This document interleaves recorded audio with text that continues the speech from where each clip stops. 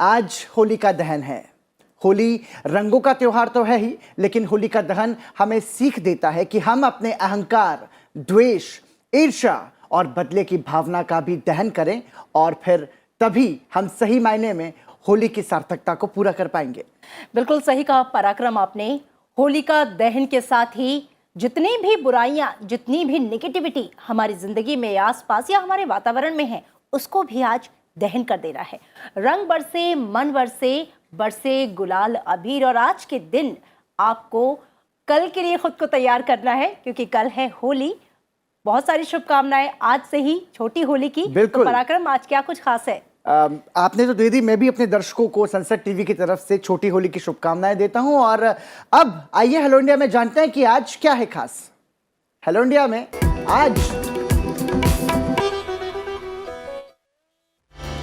आज हम डालेंगे नजर राष्ट्रीय खबरों पर, साथ ही जानेंगे राज्यवार खबरें और अंतर्राष्ट्रीय समाचार भी।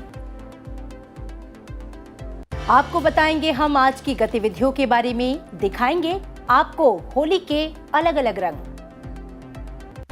साथ ही आपको रूबरू कराएंगे ऐसी खबर से जो आपके काम की है, यानी कि न्यूज यू कैन यूज। और इसके साथ ही हम पलटेंगे इतिहास के पन्नों को, जानेंगे आज के दिन से जुड़ा इतिहास। और इसी के साथ हेलो इंडिया में बहुत कुछ होगा खास, तो जुड़े रहिए अगले आधे घंटे मेरे और अमृता के साथ।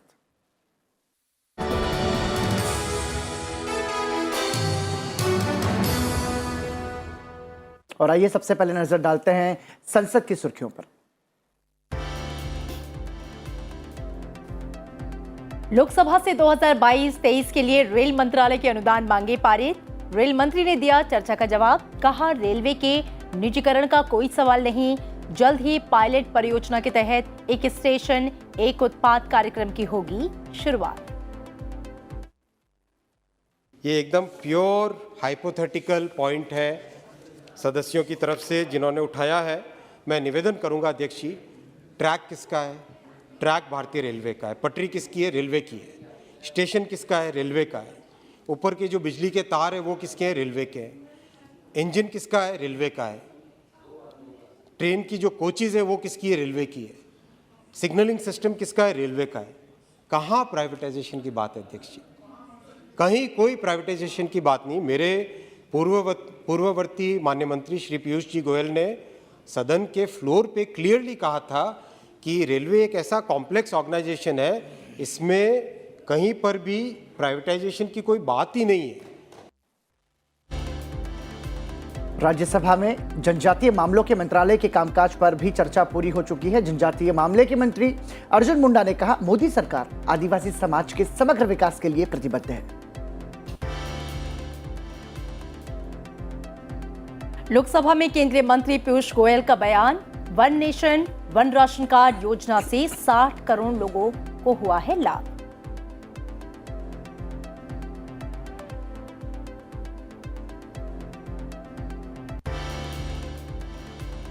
और चलिए अब नजर डाल लेते हैं राष्ट्रीय खबरों पर।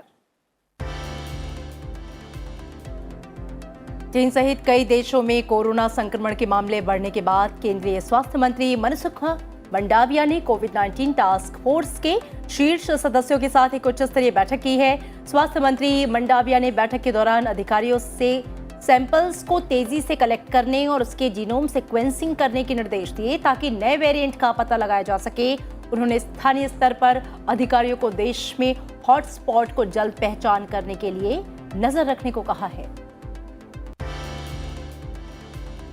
देश में 12 से 14 साल के आयु वर्ग के लिए कोविड टीकाकरण अभियान शुरू हुआ है। 60 साल से अधिक आयु के सभी लोगों को बूस्टर डोज की भी शुरुआत हुई है। प्रधानमंत्री नरेंद्र मोदी ने 12 से 14 आयु वर्ग के किशोरों से कोविड-19 रोधी टीके की खुराक लेने का अनुरोध किया है। प्रधानमंत्री ने कहा कि कोविड-19 के खिलाफ लड़ाई में भारत आज बेहतर स्थिति में है, लेकिन इसके बावजूद देशवासियों को बचाव के सभी उपायों का पालन भी करना होगा।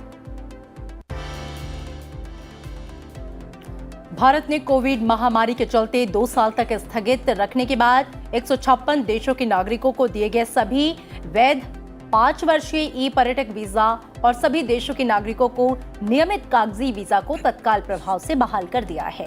इन 156 देशों के नागरिक भी वीजा नियमावली 2019 के अनुसार नए ई पर्यटक वीजा जारी करने के पात्र होंगे। 5 साल की वैधता के साथ सभी देशों के विदेशी नागरिकों को जारी वैध नियमित पर्यटक वीजा जो मार्च 2020 से निलंबित थे, अब बहाल हो जाएंगे।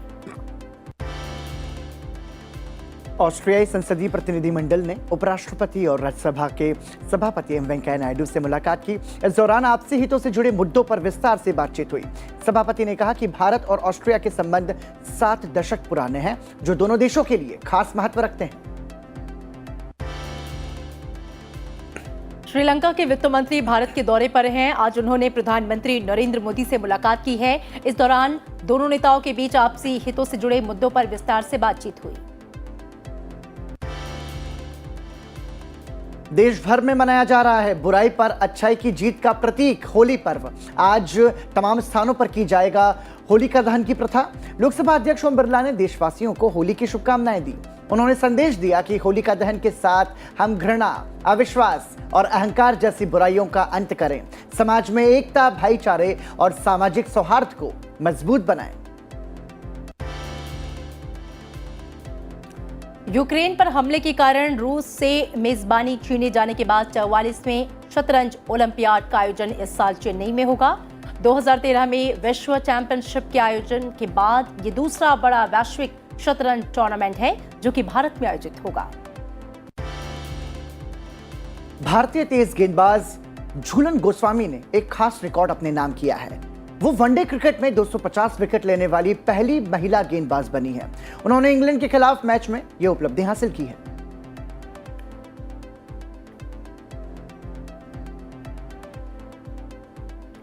और आइए अब नजर डालते हैं NEWS यानी कि देश के चारों कोनों से आ रही राज्यवार सुर्खियों पर। भगवंत मान ने संभाला पंजाब के मुख्यमंत्री का पदभार। खटखड़ कला में आयोजित समारोह में राज्यपाल बनवारी लाल पुरोहित ने दिलाई पद और गोपनीयता की शपथ। समारोह में शामिल हुए अरविंद केजरीवाल समेत कई नेता। पंजाब के राज्यपाल बनवारी लाल पुरोहित ने चंडीगढ़ के राजभवन में डॉक्टर इंदरवीर सिंह निजज्जर को विधानसभा के अस्थायी अध्यक्ष की शपथ दिलाई। विधानसभा का सत्र बुलाया गया है। सत्र की बैठक इसी महीने 21 और 22 तारीख को भी होगी। गोवा के मुख्यमंत्री प्रमोद सावंत और गोवा बीजेपी की टीम ने प्रधानमंत्री नरेंद्र मोदी से मुलाकात की। प्रधानमंत्री ने इस दौरान राज्य की सेवा के लिए फिर से जनादेश देने के लिए गोवा के लोगों का आभार जताया। साथ ही गोवा की प्रगति के लिए काम करने की नसीहत भी दी। मणिपुर के कार्यवाहक मुख्यमंत्री एन बीरेन सिंह ने भी प्रधानमंत्री नरेंद्र मोदी से मुलाकात की। प्रधानमंत्री ने उन्हें विधानसभा चुनाव में जीत के लिए बधाई दी। मणिपुर के कार्यवाहक मुख्यमंत्री एन बीरेन सिंह ने दिल्ली में केंद्रीय गृह मंत्री अमित शाह और रक्षा मंत्री राजनाथ सिंह से भी मुलाकात की। केंद्रीय मंत्री नितिन गडकरी और केंद्रीय मंत्री हरदीप सिंह पुरी ने दिल्ली में हाइड्रोजन आधारित उन्नत fuel cell electric vehicle pilot project का उद्घाटन किया। इस मौके पर नितिन गडकरी ने कहा कि ग्रीन हाइड्रोजन को बढ़ावा देने का हरदीप सिंह पुरी के पास एक बहुत ही अच्छा मौका है। त्रिपुरा विधानसभा का 5 दिवसीय बजट सत्र आज से शुरू होगा। सत्र की शुरुआत राज्यपाल के भाषण के साथ होगी। सत्र के दौरान वित्त मंत्री जिष्णुदेव वर्मा बजट पेश करेंगे।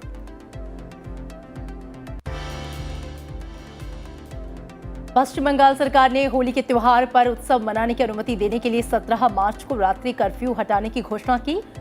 राज्य सचिवालय की ओर से जारी एक अधिसूचना में यह कहा गया कि होली त्योहार के अवसर पर 17 मार्च की रात 12 बजे से सुबह 5 बजे के बीच लोगों और वाहनों की आवाजाही से संबंधित प्रतिबंधों में ढील दी जाएगी, ताकि होलिका दहन के उत्सव को मनाने में लोगों को परेशानी न हो। मार्क्सवादी कम्युनिस्ट पार्टी ने केरल राज्य समिति के सदस्य और DYFI के राष्ट्रीय अध्यक्ष AA रहीम को राज्यसभा के लिए नामित किया है। माकपा ने 3 में से 2 सीट गठबंधन साझेदार भारतीय कम्युनिस्ट पार्टी के साथ साझा करने का फैसला किया है। हरियाणा के मुख्यमंत्री मनोहर लाल खट्टर ने विधानसभा में किसानों के मुद्दे पर जवाब दिया।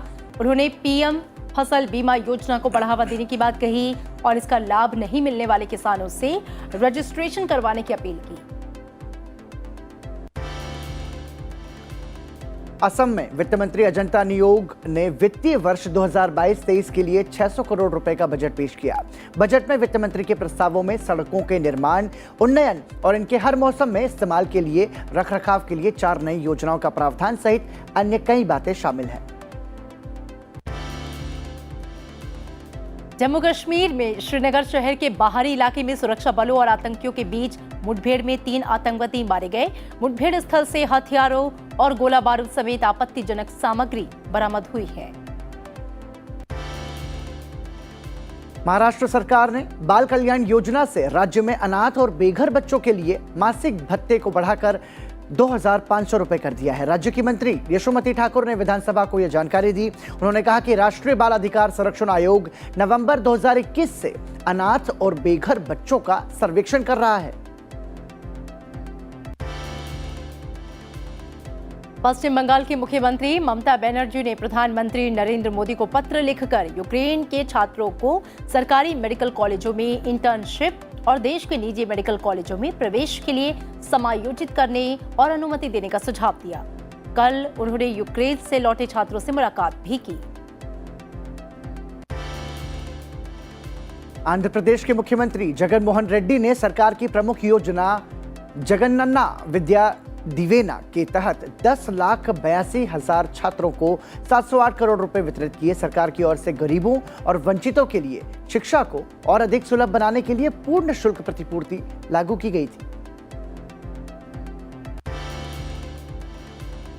देश के कई राज्यों में तापमान के इजाफे के साथ झुलसाने वाली गर्मी शुरू हो गई है। गुजरात के 5 शहरों में तापमान 41 डिग्री के पार पहुंच गया है। मौसम विभाग ने कई राज्यों में तापमान में वृद्धि के साथ लू चलने की चेतावनी दी है। और चलिए अब नजर डाल लेते हैं अंतर्राष्ट्रीय सुर्खियों पर।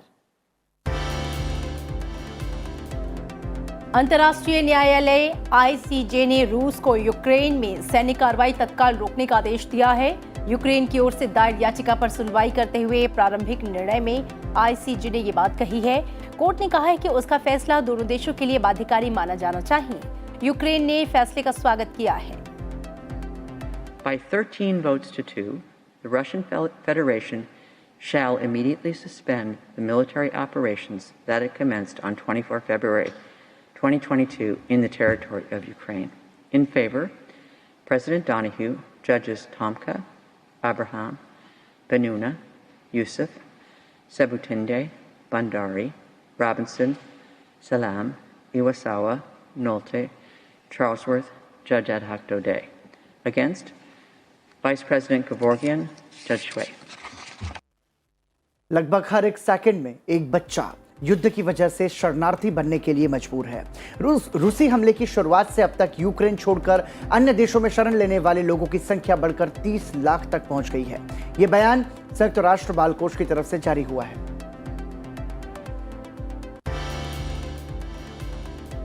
आपातकालीन संयुक्त राष्ट्र सुरक्षा परिषद की बैठक आज दोपहर 3 बजे यूक्रेन में मानवीय स्थिति पर चर्चा करने के लिए बुलाई गई है। बैठक को America, Britain, France, Albania, Ireland और नॉर्वे ने बुलाया है। यूक्रेन पर रूसी हमले के 21 दिन बाद बुधवार को पहली बार अमेरिका और रूस के बीच हुई हाई लेवल की बातचीत।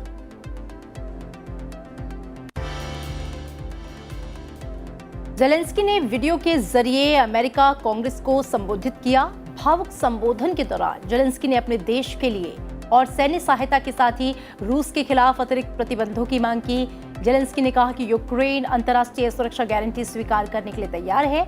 इसके चलते लंबे समय से नाटो में शामिल होने की हमारी इच्छा पूरी नहीं हो सकी। रूस यूक्रेन संघर्ष के बीच अमेरिकी राष्ट्रपति जो बाइडेन ने यूक्रेन को $800 मिलियन यानी कि 61.09 अरब रुपए की अतिरिक्त सुरक्षा सहायता देने की घोषणा की है। What's at stake here are the principles that the United States and the United Nations and across the world stand for. It's about freedom. It's about the right of people to determine their own future. It's about making sure Ukraine will never be a victory for Putin, no matter what advances he makes on the battlefield.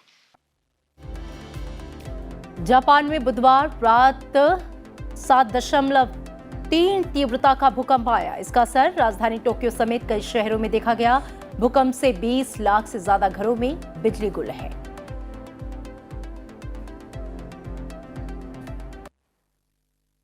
और चलिए अब नजर डाल लेते हैं आज की क्या कुछ खास गतिविधियां हैं। प्रधानमंत्री नरेंद्र मोदी आज मसूरी में 96वें कॉमन फाउंडेशन कोर्स के समापन समारोह को वर्चुअल माध्यम से संबोधित करेंगे और इसके साथ ही प्रधानमंत्री नए खेल परिसर का उद्घाटन करेंगे और नया हैप्पी वैली कॉम्प्लेक्स राष्ट्र को समर्पित करेंगे। और इसके साथ ही आज भारतीय भूमि पत्तन प्राधिकरण के 10वें स्थापना दिवस पर विज्ञान भवन में आयोजित कार्यक्रम में गृह मंत्री अमित शाह शामिल होंगे। आज दोपहर की बात करें तो 3 बजे नई दिल्ली में CSL यानी कि कोचीन शिपयार्ड लिमिटेड और DCI के बीच जहाज निर्माण समझौते पर हस्ताक्षर होंगे। समारोह में केंद्रीय मंत्री सर्बानंद सोनोवाल हिस्सा लेंगे। और अब बात आपके काम की, यानी कि हमारा special segment news you can use की। राष्ट्रीय टीकाकरण दिवस के मौके पर 16 मार्च से 12 से 14 साल के बच्चों का कोविड-19 टीकाकरण शुरू हो गया है।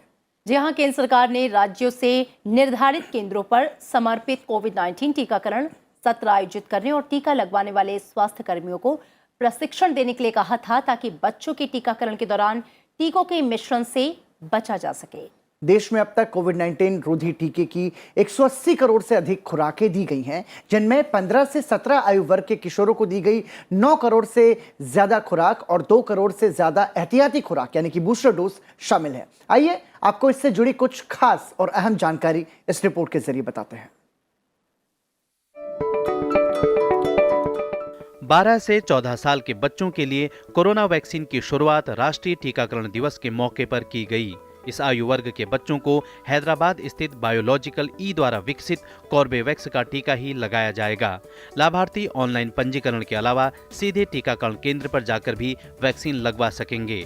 12 वर्ष से कम के आयु के बच्चों को टीकाकरण में शामिल नहीं किया गया है। टीका देने से पहले टीकाकरण केंद्र के अधिकारी की यह जिम्मेदारी होगी कि वह यह देख ले कि मार्च 2022 तक बच्चे की उम्र 12 से 14 वर्ष के बीच होनी चाहिए। बच्चों के टीकाकरण के दौरान टीकों का मिश्रण न हो, ये सुनिश्चित करने के लिए टीका लगाने वालों और टीकाकरण टीम को खास प्रशिक्षण दिया गया है। बहुत से लोगों के मन में ये सवाल होगा कि 12 से 14 साल के बच्चों को कौन सी वैक्सीन लगाई जा रही है। दरअसल इन बच्चों को हैदराबाद की बायोलॉजिकल ई कंपनी की कॉर्बेवैक्स वैक्सीन लगेगी, जिसकी 2 खुराक बच्चों को दी जाएगी। पहली डोज के बाद दूसरी डोज 28 दिन के बाद लगेगी। कोरोना वैक्सीन से बचाव के मामले में ये वैक्सीन 90% से ज्यादा कारगर कॉर्बेवैक्स का ट्रायल कोरोना के बीटा और डेल्टा वेरिएंट पर किया गया है। 15 से 18 साल के आयु वर्ग के लोगों को टीकाकरण में पहले ही शामिल किया जा चुका है। इस आयु वर्ग के बच्चों को भारत बायोटेक द्वारा तैयार पूर्णतः स्वदेशी वैक्सीन कोवैक्सीन दी जा रही है। इसके साथ ही 60 वर्ष से ज्यादा उम्र के लोगों और फ्रंट लाइन वर्कर्स को कोरोना वैक्सीन की तीसरी खुराक यानी बूस्टर डोज लगाई जा रही है। तो देखिए, त्योहारों का मौसम जरूर शुरू हुआ है, लेकिन फिर भी अमृता, हमें ये ध्यान रखना चाहिए कि कोरोना पूरी तरीके से खत्म नहीं हुआ है और इसके खिलाफ हमें लड़ाई जारी रखनी होगी। चेन को तोड़ना बहुत जरूरी है और अच्छी बात यह है कि अब 12 से 14 साल के बच्चों के लिए भी जो वैक्सीन है वो शुरू हो गई है। इससे पहले 15 से 17 साल के बच्चों को लग ही रही थी, तो एक भी बच्चा ना छूटे, इसका खास ख्याल रखिए, अपने बच्चों को वैक्सीन जरूर दिलवाई। और इसी के साथ रुक रहे हैं एक छोटे से ब्रेक के लिए, और ब्रेक पर चलते चलते आपको छोड़े जाते हैं गुरु नानक देव यूनिवर्सिटी में आयोजित बसंत महोत्सव की तस्वीरों के साथ।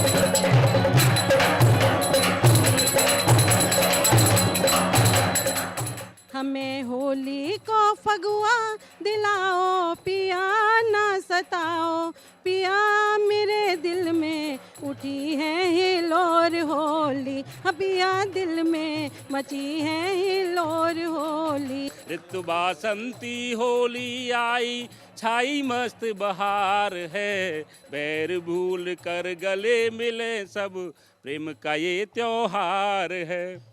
ओ रसिया खेलन आयो, फाग फाग के रंग निराले हैं। ओ रसिया खेलन आयो, फाग फाग के रंग निराले हैं।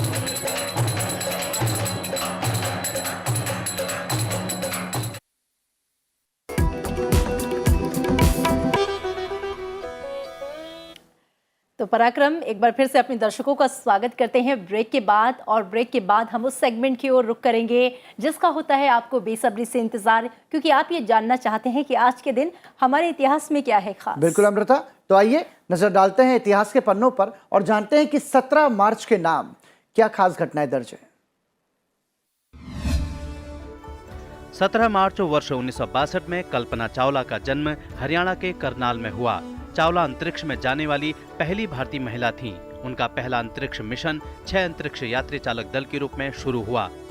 इस दल ने अंतरिक्ष शटल कोलंबिया की उड़ान STS-87 को उड़ाया था। अपने पहले मिशन पर चावला ने पृथ्वी की 252 कक्षाओं में 10.4 मिलियन मील से अधिक की यात्रा की। 16 दिन के इस मिशन से कल्पना 5 दिसंबर 1997 को सफलतापूर्वक पृथ्वी पर लौट आई।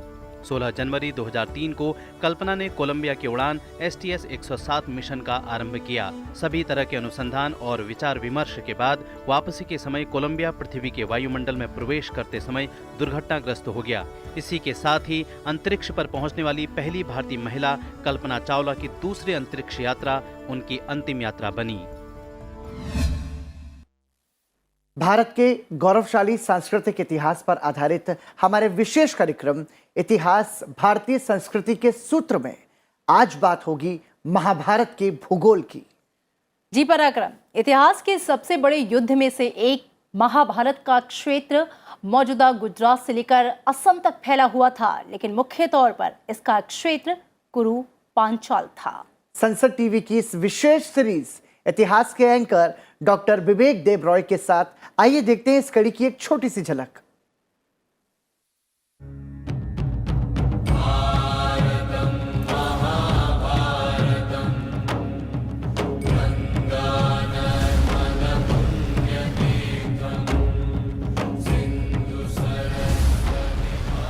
हम पहुंचे हैं Hastinapur. Core geography of the Mahabharata is the region known as Kuru Panchal. कुरु पांचाल एक समय में एक ही राज्य हुआ करता था। उसके बाद 5 ट्राइब्स अलग हटके उन्होंने अपना पांचाल 5 रीजन को जोड़ के पांचाल बनाया और उनके जो राजा थे उनके 5 बेटे थे तो उनको पांचों को एक एक जगह दी गई एंड वो मिलके एक कंसोलिडेट कहना चाहिए कि हिस्टोरिकली फर्स्ट कॉन्फेडरेशन बना और हिस्टोरिकल पॉलिटिकल कॉन्फेडरेशन। डॉक्टर विवेक देब रॉय के साथ इतिहास में इस बार देखिए महाभारत का भूगोल आज रात 9:30 बजे सिर्फ संसद टीवी पर।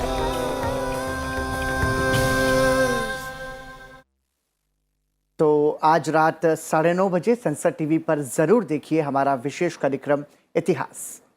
जी हाँ, और बात अगर होली की करें, चूंकि होली का माहौल है पूरे देश में, बड़े ही जोश के साथ इसे मनाया जा रहा है और होली के गीतों के बिना पराक्रम होली बिल्कुल अधूरी होती है। बिल्कुल ठीक है अमृता, होली का रंग तो तभी चढ़ता है जब गुलाल की रंग उड़े और होली के गीतों का उत्सव के साथ उन्हें गाया जाए और उन पर झूमा भी जाए। होली में गीतों का रस घुल जाए तो त्योहार का रंग दुगुना हो जाता है। इसलिए हेलो इंडिया भी लेकर आया है होली के इस माहौल में गीतों की फुहार। देखिए सुरीली होली कल सुबह 8 बजे। जी हाँ, लोक गायिका मान्या पांडे और मैथिली ठाकुर के साथ देखिए आप रंगों भरी सुरीली होली।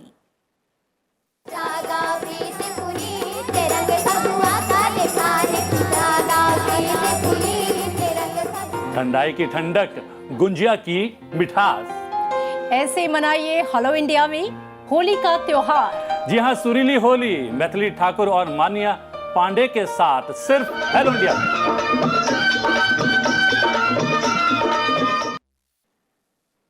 तो जरूर देखिएगा सुरीली होली संसद टीवी पर। जी हाँ प्रकार, अब नजर डाल लेते हैं कि हमारे संसद टीवी पर आज जो खास कार्यक्रम है प्रसारित होने वाले, उनकी क्या कुछ कड़ियां हैं।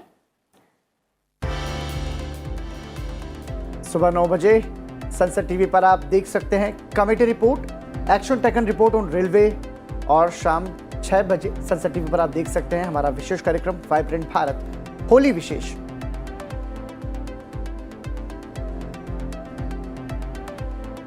6:30 बजे देखिए संसद टीवी पर काव्य रंग होली विशेष, और शाम 7 बजे आप संसद टीवी पर देख सकते हैं समसामयिक मुद्दे पर बड़ी बहस, मुद्दा आपका। शाम 7:30 बजे आप देखिए कैबिनेट दिस वीक, और रात 8 बजे देखिए दिन भर की बड़ी खबरों पर आधारित समाचार बुलेटिन आज की खबर। रात 8:30 बजे संसद टीवी पर आप देख सकते हैं पर्सपेक्टिव, और रात 9 बजे आप देखिए हमारा English news bulletin the news. रात 9:30 बजे देखिए इतिहास, महाभारत का भूगोल, और 10 बजे संवाद।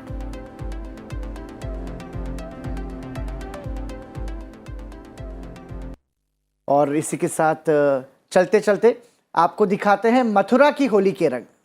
जी हाँ, मंदिरों की नगरी वृंदावन में कृष्ण भक्ति के रंग में रंगे भक्त झूमते नजर आए, तो आप इसका लुत्फ उठाइए और आज जो होलिका दहन है उसको पूरे उत्साह के साथ, पूरी सकारात्मकता के साथ मनाइए। हमें दीजिए इजाजत, नमस्कार।